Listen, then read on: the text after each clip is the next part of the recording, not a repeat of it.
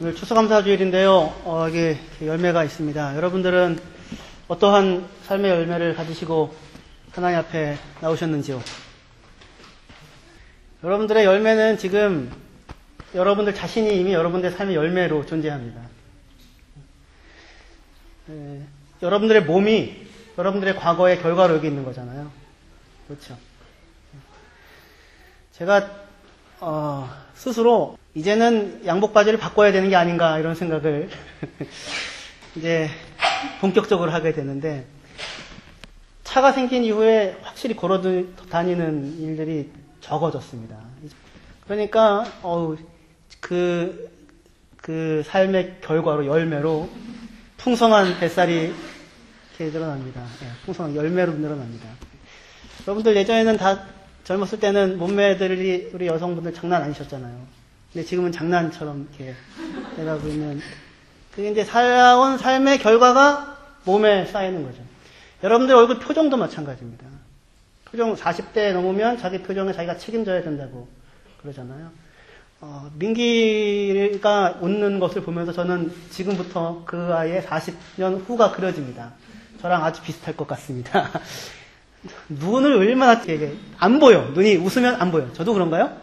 네, 저희 결혼식 사진 찍을 때 신랑분 눈 뜨고 웃으세요. 아니, 어떻게 눈을 뜨고 웃어? 저는 웃으면 눈이 안 보이거든요. 아주 어려서부터 그렇게 하니까 몸에 남습니다. 표정이 남습니다.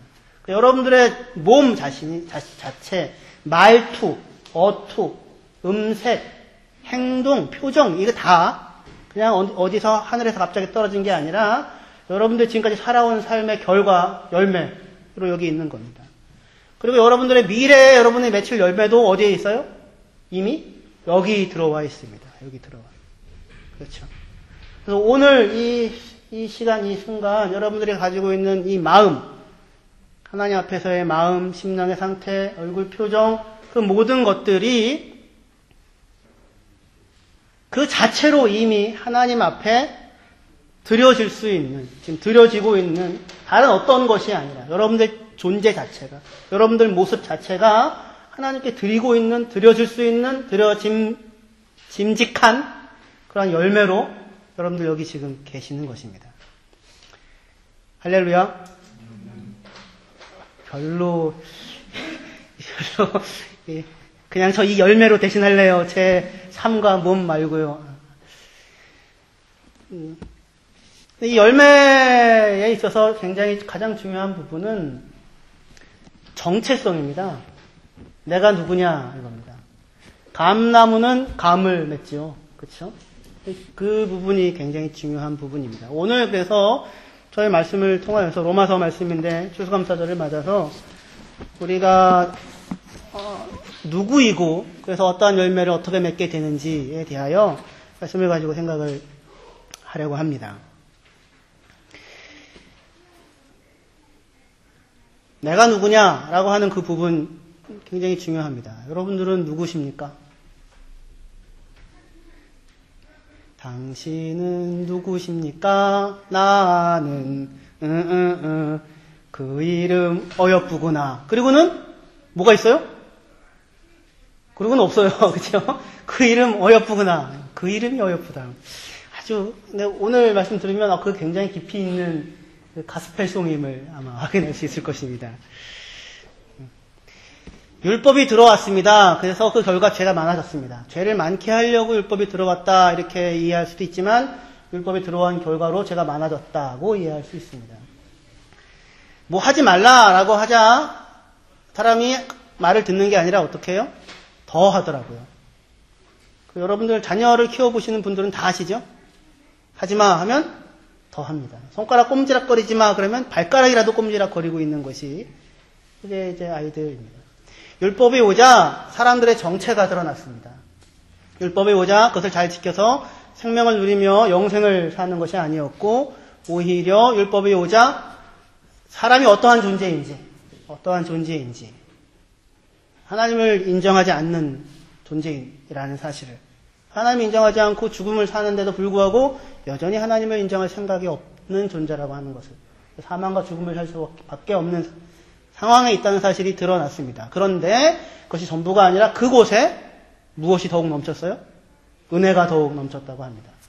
근데 넘친 은혜는 무슨 죄를 져도 돼 괜찮아가 아니라 그것이 왕노릇을 하여서 통치하고 다스려서 우리 주 예수 그리스도로 말미암아 영생에 이르게 하는 방향성을 가지고 있는 은혜의 통치라고 그렇게 지금 말씀을 하고 있습니다.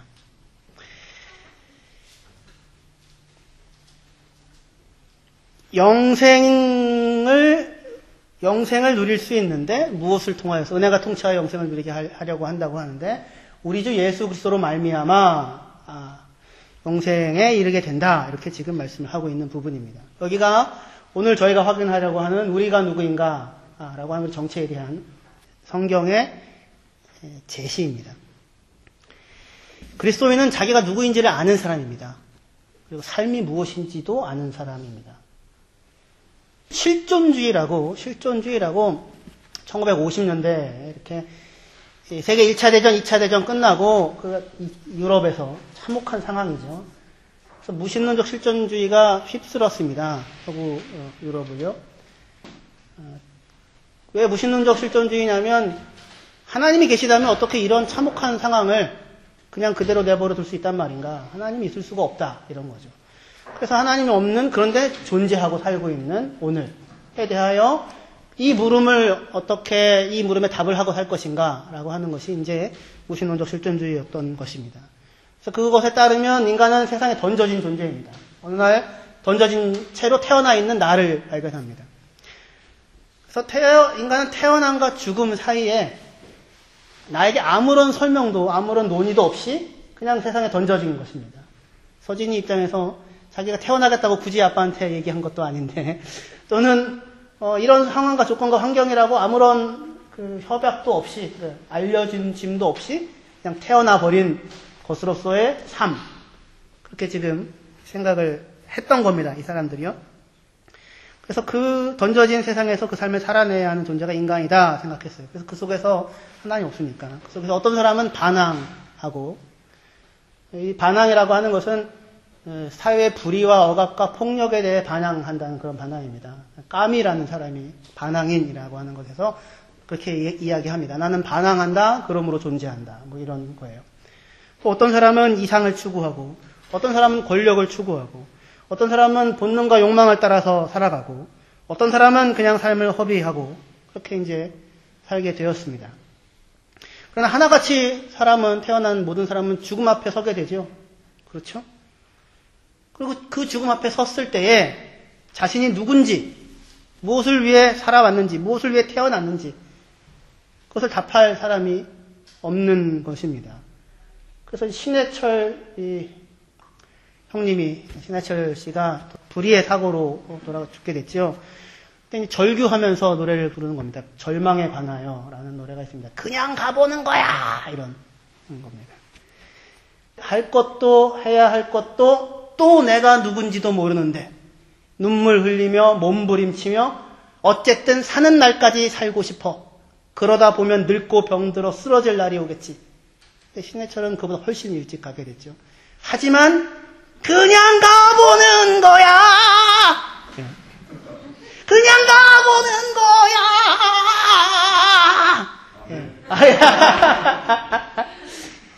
제가 20대 때 많이 불렀던 노래입니다. 무슨 노래방 가면 마지막에 부르는 노래. 그냥 가보는 거야. 근데 이제 저는 저만 이렇게 사는 줄 알았어요. 저만 이걸 부르면서 사는 줄 알았는데 사람이 그렇지 않더라고요. 다 비슷비슷하더라고요. 신해철 씨가 불의의 사고를 당하고 댓글이 달리는 것을 이렇게 보니까 절망에 관하여 하면서 내 20대의 절망을 그래도 견디고 이기게 건너가게 했던 노래. 이 노래를 부르며 절망을 견뎠지. 뭐 이런 식으로 이제 나 같은 사람들이 세상에 많구나. 내가 착각하고 살았구나. 뭐 이제 그런 거였는데, 근데 이제 노래 자체가 이제 그런 겁니다. 할 것도 해야 할 것도 또 내가 누군지도 모르는데, 하지만 그냥 가보는 거야. 이런 것이 삶이라고 생각을 하는 겁니다. 너무 우물하니까 어떤 이들은 삶의 목적은 이유는 행복이다. 행복하기 위해 산다. 그렇게 이제 이야기를 하는 사람도 있을 수 있습니다. 하지만 그것은 삶의 이유가 아닙니다. 삶의 이유가 아니라 이렇게 이야기하시는 분들은 태어났으니까 가능하면 우리 행복하게 살다가 가자. 이런 형태의 얘기지 그게 무슨 삶의 이유일 수는 없을 것입니다. 그리고 자기가 누구인지도 모르는 사람이 행복을 만날 수는 없습니다.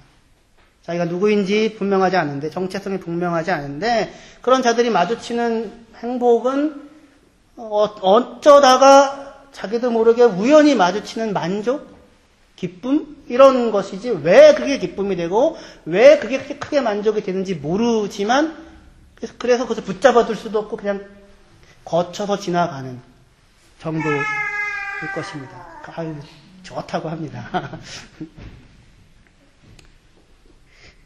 인생의 문제는 그래서 가장 큰 문제는 정체성의 문제입니다. 정체성.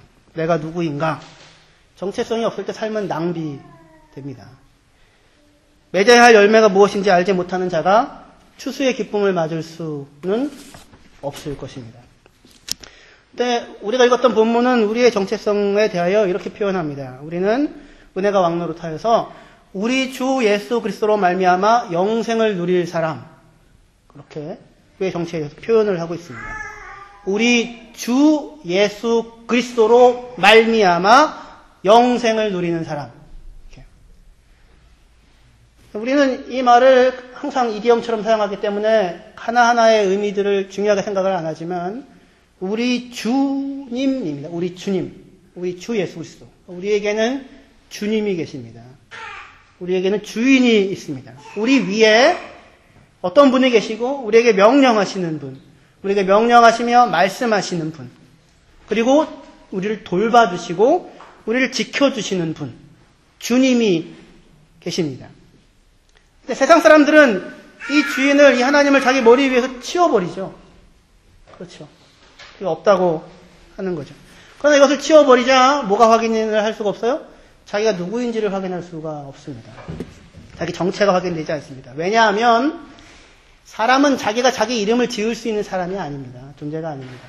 모든 동물들의 이름은 누가 지었어요? 사람이 지었죠. 사람이 너는 뭐야? 라고 이름을 짓습니다. 그 이름은 그의 정체성을 부여하는 것입니다. 규정하는 것입니다. 그러나 사람의 이름은 사람이 짓는 것이 아니라 하나님이 지어주십니다. 하나님께서 사람을 만들고 사람에게 그를 사람이다, 아담이다 이렇게 이름을 지어주십니다. 아담아라는 말이 있습니다. 아담아, 그게 흙이라는 뜻이거든요. 흙. 그러니까 흙에서 취하여서 취해진 존재입니다. 티끌에 불과합니다. 사실은 사람은 무엇이 없으면 하나님의 호흡이 없으면 하나님의 생기가 없으면 하나님의 영이 없으면 하나님과 관계 맺어지지 아니하면 사람은 아무것도 아닌. 그러나 하나님과 관계 맺어지면 하나님으로 살면 그냥 하나님의 형상과 모양으로 지어진 왕이고 그리고 하나님의 자녀들일 수 있는 것입니다. 이름 안에 그가 누구인가라고 하는 정체에 대한 규정이 들어갑니다. 예수님은 자기 정체성이 분명하셨던 분이셨습니다. 마태복음에 보시면 예수님의 이름이 아들을 낳으리니 이름을 예수라 하라. 이는 그가 자기 백성을 그들의 죄에서 구원할 자라. 이렇게 이름을 지어주십니다. 그렇죠? 이름의 뜻이 뭐예요? 예수라는 이름의 뜻이?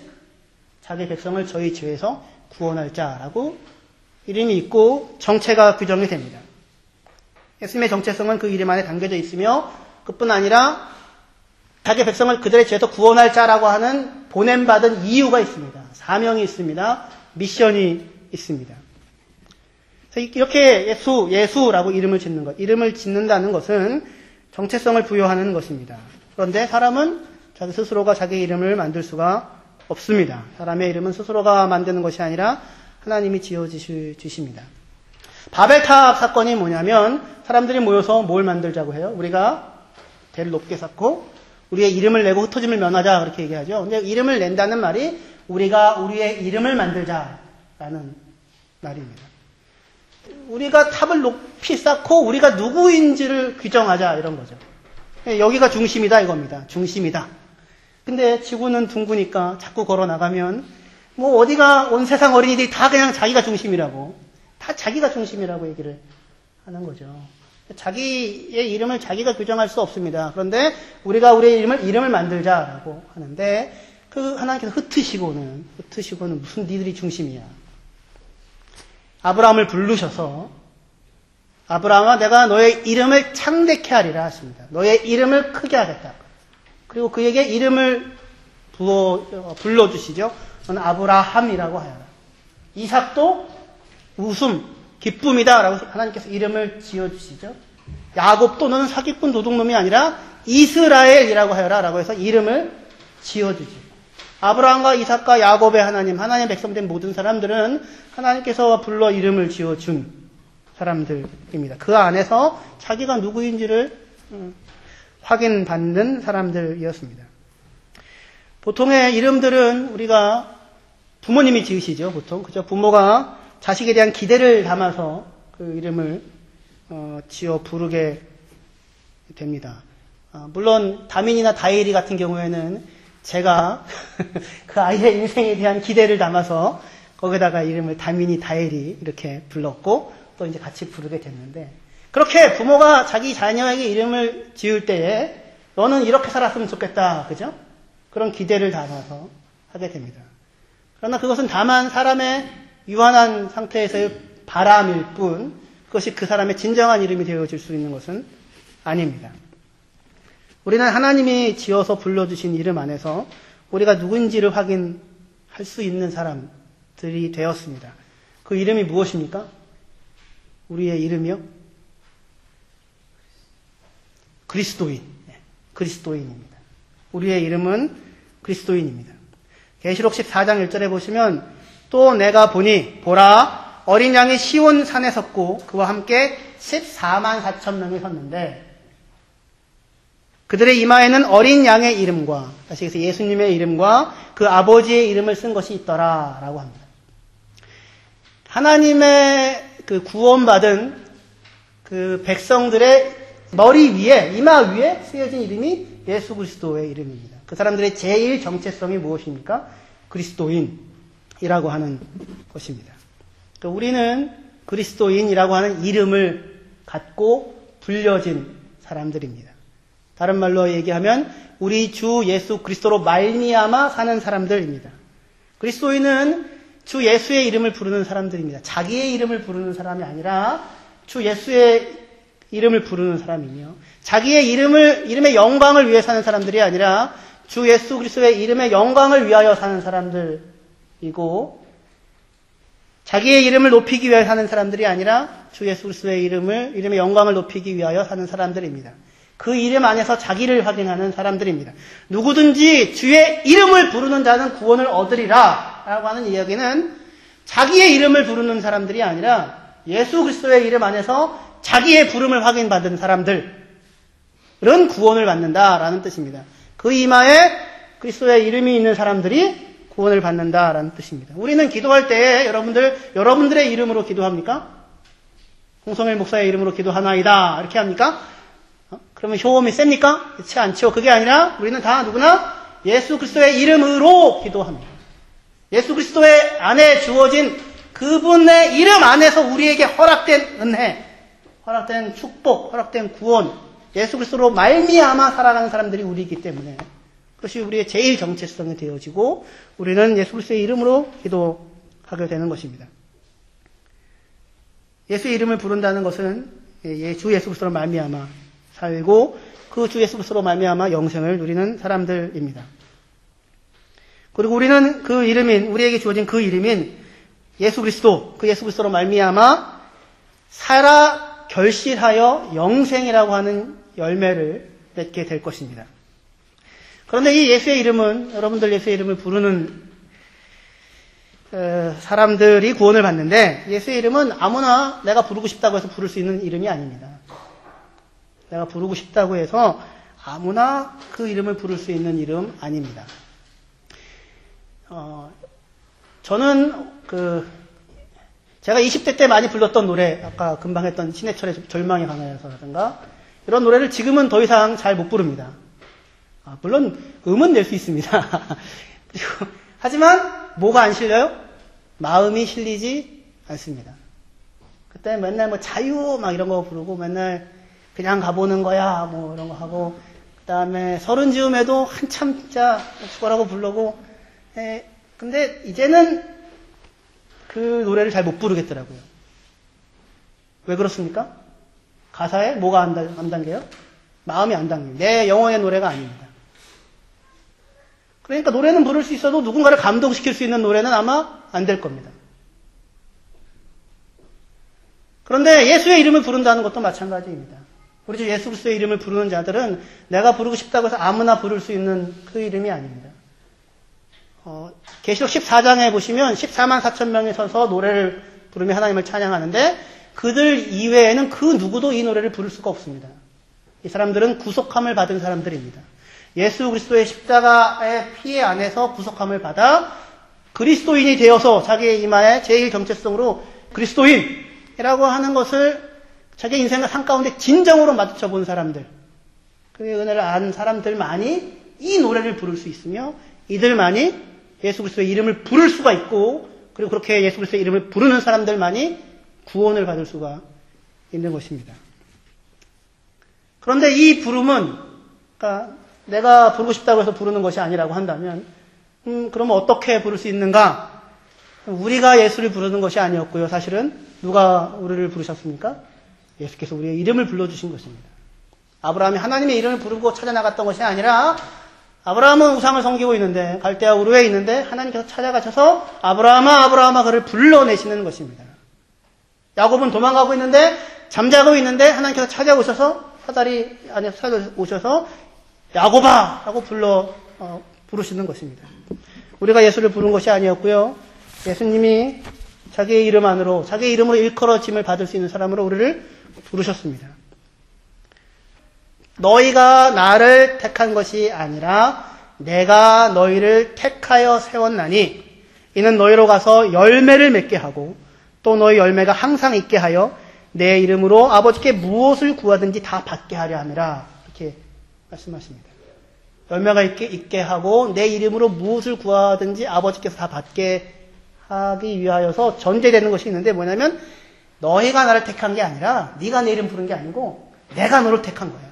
내가 너의 이름을 불러준 거야. 내가 너를 찾아가 윤기야 이렇게 나를 따라오너라 부른 거야. 이것 위에 비로소 열매라고 하는 것이 맺혀지고 그리고 그의 이름으로 무엇을 구하면 다 받을 수 있는 사람이 될 수 있는 것입니다. 제자들이 예수를 따라간 게 아니었고요. 예수님께서 찾아가셔서 베드로에게 이름을 불러주신 것입니다. 나를 따라오라고 하신 것입니다. 너는 시몬이지만 게바다, 베드로다 이렇게 이름을 불러주시는 것입니다. 너는 지금 고기를 잡고 있는 어부이지만 나를 따라오너라 내가 너를 사람을 낳는 어부가 되게 하겠다라고 그를 불러내시는 것입니다. 그의 정체성을 주시며 불러내시는 것입니다. 베드로뿐만 아니라 내가 너를 사람을 낚는 어부가 되게 하겠다고 한 게 아니라 내가 너희를 이라고 되어 있습니다. 베드로만이 아니라 베드로와 안드레도 그리고 그 이후에 나오는 야고보와 요한도 너희를 사람을 낚는 어부가 되게 하겠다. 모든 그리스도인 모든 제자들을 예수께서 찾아와서 이름을 불러내신 것입니다. 그 사람들만이 그리스도의 이름을 부를 수 있습니다. 그래서 이제 그렇게 부름을 받은 베드로와 제자들은 이제 다만 자기의 이름으로 시몬이라고 하는 그 이름 안에서 유명해지고 그 이름 안에서 뜨고 그 이름 안에서 풍성해지고 그런 사람이 아니라 자기를 불러내신 예수 그리스도의 이름 안에서 자기를 확인하는 사람. 다만 자기의 뜻과 자기의 소원을 따라 살아가는 사람이 아니라 자기를 불러내어서 사명을 주어 보내신 예수 그리스도로 말미암아 살아가는 사람으로 자기를 확인하는 사람들. 그들이 누구예요? 그리스도인입니다. 그리고 그 결국이 영생입니다. 진짜 삶입니다. 예수께서 나를 부르셨다는 것, 우리에게 이름을 지어주신 분이 있다는 것, 그것을 이해할 때 우리는 비로소 열매라는 것을 맺으며 살게 됩니다. 구약 성경을 보면, 특별히 사사기를 보면 이스라엘 이스라엘에 대하여 하나님의 구원은 계속해서 반복적으로 일어납니다. 그렇죠? 하나님 반복적으로 이스라엘 백성들을 어려운 상황에서 구원해내시죠. 특별히 사사기는 더욱더 그렇습니다. 부르짖으면 찾아와서 건져내시고 부르짖으면 찾아와서 건져내시고 300명이 이 12만 명 이상을 이기고 이런 엄청난 구원들을 경험하게 됩니다. 그렇죠? 이스라엘 백성들은 반복적으로 하나님의 은혜와 간섭과 구원을 경험하는데 문제는 뭐냐면 한 발자국도 신앙에 있어서의 진전이 없다는 사실입니다. 무수히 구원을 경험하죠. 무수히 은혜를 경험하죠. 여러분들도 삶에 있어서 지금까지 정말로 많은 하나님의 은혜와 도움과 구원을 경험해 오셨지요. 그런데 여러분들의 신앙에 있어서 얼마나 많은 진정과 성숙과 성장이 있으셨습니까? 이스라엘 백성들 가운데 특히 사사기에 있어서는 그런 진전이 한 발자국도 없었습니다. 이유가 무엇이었을까요? 자기네들이 누구인지를 몰랐기 때문입니다. 자기네들의 정체성이 분명하지 않았기 때문입니다. 자기가 무엇으로 부름을 받았는가라고 하는 사실을 그것을 놓치고 있었기 때문입니다. 하나님을 경험하고 알기 때문에 하나님을 들먹입니다. 하나님의 이름으로 하나님의 뜻도 이야기하고 하나님의 이름을 들먹이지만 하지만 자기가 누구인지 자기가 무엇으로 부름받은 백성인지를 놓치고 추구하는 것이 다만 항상 무엇이었냐면 우리도 주변 나라들과 같이였습니다. 주변 나라들처럼 우리도 왕이 있게 하여 주십시오. 주변 나라들처럼 우리도 그것이 항상 그들이 추구하는 바였습니다. 그러니까 자기가 누구인지 모르기 때문에 신앙생활에 신앙의 한 걸음의 진전도 없었던 것입니다. 뭘로 그냥 겨우 알고 있을 뿐이냐면 주변 나라들보다 좀 더 나은 그 우두머리 가장 위에 있는 자리가 되는 것으로. 그러나 하나님은 우리를 그리로 부르시지 않았습니다. 그것이 우리의 정체가 아닙니다. 사사기 여기를 찾아봅시다. 사사기 9장 6절에서 15절입니다.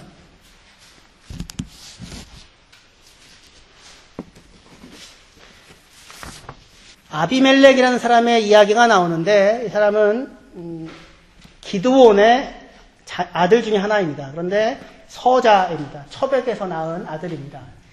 기드온이 사는 곳에 살지 않고 세겜이라고 하는 곳에서 거기서 그 출신 어머니 밑에서 태어나서 살았던 사람이었습니다. 사사기 9장 6절에서 15절까지의 말씀 제가 봉독하겠습니다. 세겜의 모든 사람과 밀로 모든 족속이 모여서 세겜에 있는 상수리나무 기둥 곁에서 아비멜렉을 왕으로 삼으니라. 사람들이 요담에게 이를 알림에 요담이 그리 심산 꼭대기로 가서 서서 그의 목소리를 높여 그들에게 외쳐 이르되 세겜 사람들아 내 말을 들으라. 그리하여야 하나님이 너희의 말을 들으시리라.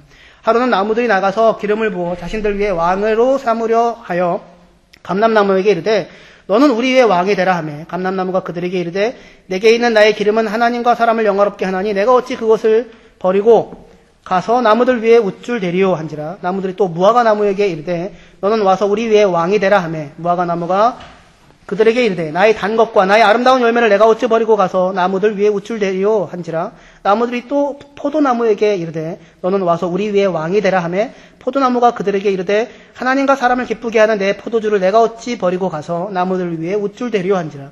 이에 모든 나무가 가시나무에게 이르되 너는 와서 우리 위에 왕이 되라 하매 가시나무가 그 나무들에게 이르되 만일 너희가 참으로 내게 기름을 부어 너희 위에 왕으로 삼겠거든 와서 내 그늘에 피하라. 그리하지 아니하면 불이 가시나무에서 나와서 레바논의 백향목을 사를 것이니라 하였느니라.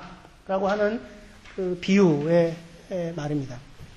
기드온에게 아들이 70명이 있는데 그 중에 그 아이 중에 하나가 다른 한 세겜에서 태어나 자란 기드온의 첩의 자식으로 태어난 사람이 아비멜렉이었는데 이 사람이 왕이 되고 싶었습니다. 이름도 아비멜렉이 나의 아버지는 왕이다라는 것입니다. 세겜 사람들에게 가서 야 기드온에게 아들이 70명이나 있는데 70명이 다 너희들을 다스리면 그건 너무 힘들지 않겠냐?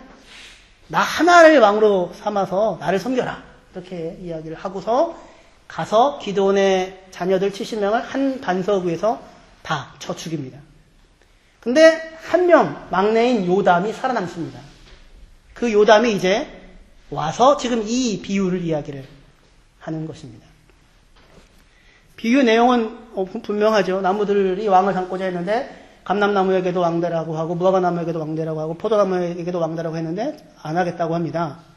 그래서 가시나무에게 가지고 왕대라겠다고 하자 내가 그 왕 되겠다. 근데 내 그늘 밑에 숨어라. 그렇지 않으면 내 나무에서 가시에서 불이 나와서 너를 살을 것이다.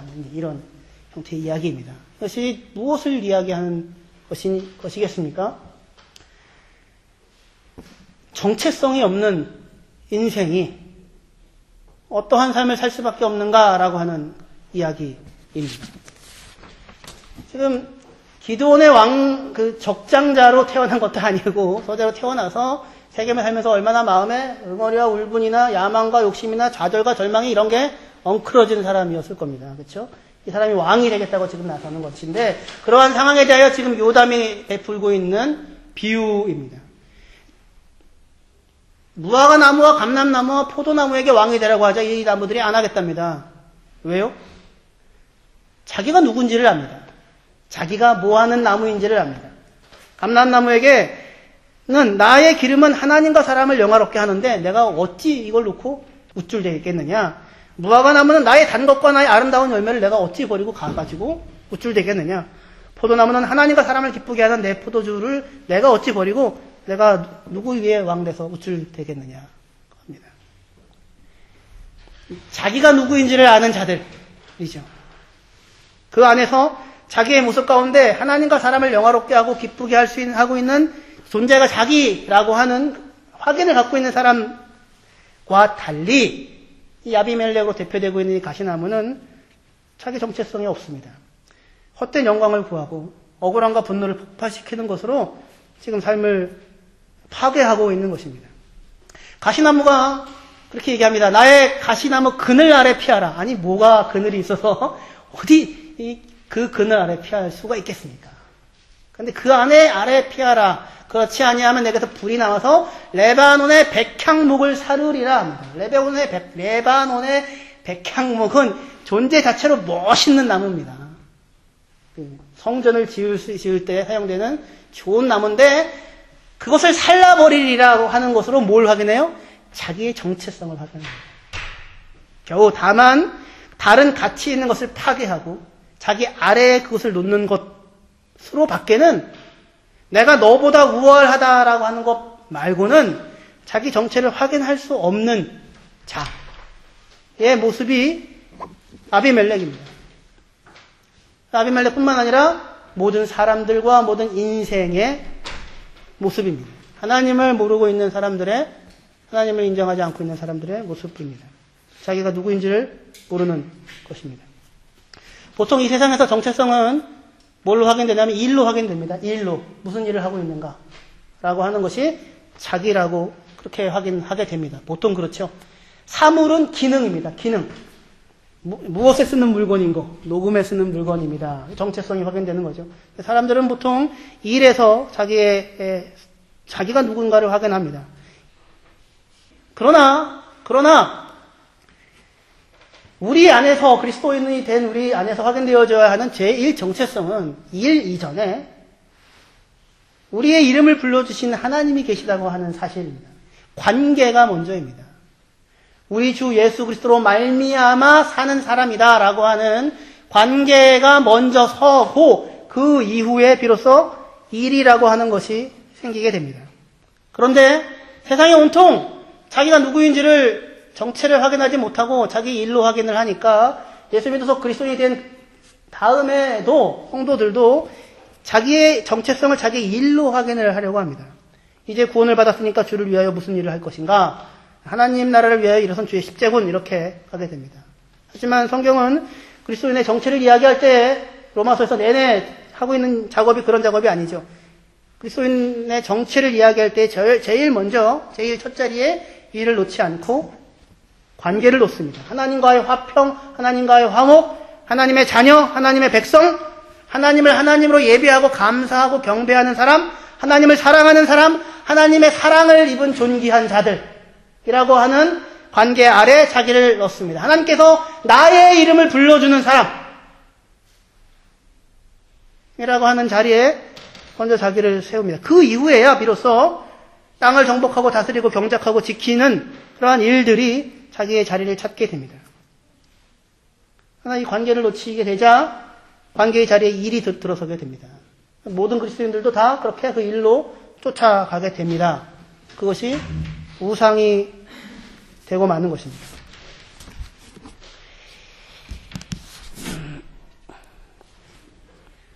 그리스도인들은 우리 주 예수 그리스도로 말미암아 살아가는 사람입니다. 거기에서 자기를 확인합니다. 자기가 누구인지를 거기서 압니다. 그래서 우리를 그렇게 부르신 우리들을 어떤 사람은 감람나무, 어떤 사람은 포도나무, 어떤 사람은 무화과나무처럼 각각의 자리에서 그 부름 안에 내가 누구인지를 놓고 우리의 이름을 불러주셨습니다. 부르셨고 보내십니다. 그 안에 내가 누구인지가 규정됩니다. 그러나 어떤 구체적인 일 이전에, 어떤 구체적인 일로 나를 확인하기 이전에 가장 근저에서 나는 우리 주 예수 그리스도로 말미암아 사는 사람이다 라고 하는 것이 여러분들의 처음과 마지막에 있어야 합니다. 이 자리를 놓치면 그러면 아비멜렉과 똑같이 무화과나무 감람나무로서 하나님과 사람 앞에 기쁨을 주는 것으로 영광으로 삼는 것이 아니라 누군가를 자기 밑에 놓는 것으로 자기의 정체성을 삼는 길 말고는 다른 길이 없는 그러한 삶을 살아가게 될 것입니다. 교회 안에서 우리가 이렇게 주께서 이 내용 얘기하고 제가 말씀을 마무리하려고 합니다. 우리는 다 그리스도인이고 다 그리스도인이라고 하는 것은 예수 그리스도로 말미암아 사는 사람들로 부름받은 사람들입니다. 그렇죠? 그러한 교회로서의 우리의 정체성은 그럼 무엇이어야 하겠습니까?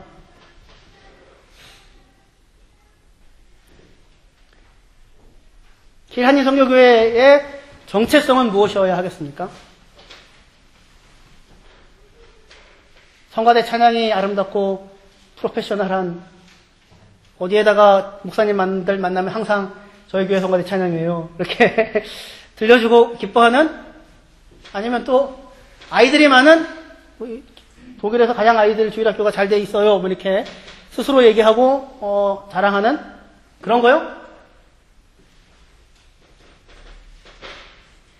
한인 선교교회로서의 우리의 정체성, 우리의 정체성을 분명해야 될 것인데, 그것은 어떠한 일과 구체적인 것 이전에, 그 이전에 먼저 우리가 우리 주 예수 그리스도로 말미암아 살고 있는 사람들이라고 하는, 우리 주 예수 그리스도로 말미암아 살고 있는 사람들이라고 하는 사실에 대한 확인과 인정입니다. 우리 주 예수 그리스도로 말미암아 살고 있고, 우리 주 예수 그리스도의 은혜가 붙잡고 있는 것으로 인하여 오늘 여기에서의 예배가 존재하고, 오늘 여기에서의 성가대 찬양이 가능하며, 오늘 여기에서 여러분들의 예배가 가능하다고 하는 확인, 고백, 감사. 그것이 우리가 놓치지 말아야 하는 처음부터 마지막까지의 정체성입니다. 우리 안에서의 하나됨이라고 하는 것은 어떻게 이루어질 수 있을까요? 모두가 다 목사와 똑같은 사람이 되어서 이루어지겠습니까? 그렇지 않습니다. 그렇죠? 다 다르게 어떤 사람은 무화과나무로, 어떤 사람은 감람나무로, 어떤 사람은 포도나무로 부르셨습니다. 모두가 다 한 마음, 한 목소리를 내면 공산당입니다. 그러면 부패하고 망할 수도 있습니다. 교회 안에는 하나님께서 다 다른 사람들을 각각 다른 모습으로 누가 부르셨어요? 우리 주 예수 그리스도께서 부르셨습니다. 우리 주 예수께서 부르셔서 자기로 말미암아 살고 있는 사람들로 묶어 놓으신 것입니다. 각자가 모든 사람들이 그것을 확인하고 압니다. 예수 그리스도로 말미암아 살고 있다고. 내 이름으로 사는 게 아니라, 내가 돈이 많아서 사는 것이 아니라, 내가 노래를 잘해서 사는 것이 아니라, 내가 잘생겨서 사는 것이 아니라, 우리 주 예수 그리스도로 말미암아 살고 있다고 하는 사실을 모두가 알고 고백하는 사람들이 나와서 모여 있는 곳이 교회이고, 그 사람들이 하나님께 예배를 드릴 수 있는 것입니다. 우리 주 예수 그리스도의 이름을 부르면서. 그 사람들은 다 다릅니다. 그렇죠? 다르니까 서로 의견이 나누어집니다. 의견이 나누어져야 마땅합니다. 그래야 삽니다. 의견이 나누어지지 않으면, 갈등이 없으면 사람은 자기를 돌아보질 못합니다. 내가 잘 가고 있는 것인가? 생각을 못합니다. 제가 신방을 하면서 저 스스로를 굉장히 많이 돌아보게 되었습니다. 내가 잘 가고 있는 것만은 아니구나. 이렇게 부딪힘이 있으니까 생각을 하고 돌아보게 되었습니다. 교회 안에 바울파, 아볼로파와 예수파와 베드로파가 고린도 교회 안에 있었는데 파당이 좋다는 것이 아니라 서로가 서로에게 다른 모습들로 다 있습니다. 뭐가 근데 그것을 하나로 묶어내요? 우리 주 예수 그리스도로 말미암아 내가 살고 있다고 하는 것이 우리를 하나로 묶어내는 것입니다. 삶에 있어서의 문제들은 여러분들 답을 안다고 해서 해결되지 않습니다. 문제는 풀어내야 하는 것이 아니라 겪어내는 것입니다.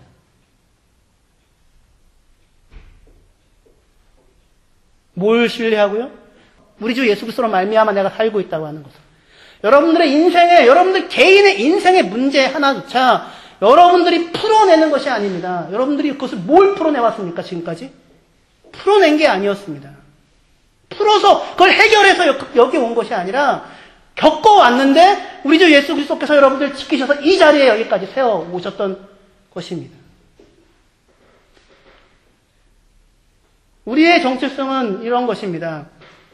우리는 모두가 같은 얘기를 하는 것으로서가 하나가 아니라 모두가 다 내 위에 다스리고 계시는 분이 계시다라고 하는 것을 인정하고 그 최종 권위의 자리에서 내려와 서 있는 사람입니다. 나로서 살지 않고 내가 살지 않고 우리 주 예수 그리스도로 말미암아 내가 살며 공동체가 산다라고 하는 것입니다. 모두가 다 둥글둥글해져가지고 대상만사 둥글둥글 그래서 누구와 어울릴 수 있는 사람이 되어서 하나님의 영광이 깃드는 훌륭한 그리스도인이 되는 것이 아니라 그게 아니고 저와 여러분들 모두가 다 한 사람도 예외 없이 최종 권위의 자리에서 내려와서 하나님이 계십니다. 당신이 다스리십니다. 당신이 지키십니다. 당신이 은혜를 베풀어 붙잡고 계십니다. 나도, 교회도, 당신들도. 그것으로 인하여 살아가는 사람들, 그것이 제1 정체성인 사람들입니다. 꽤 오래전 일인데, 어느 분이 그렇게 얘기를 했었습니다.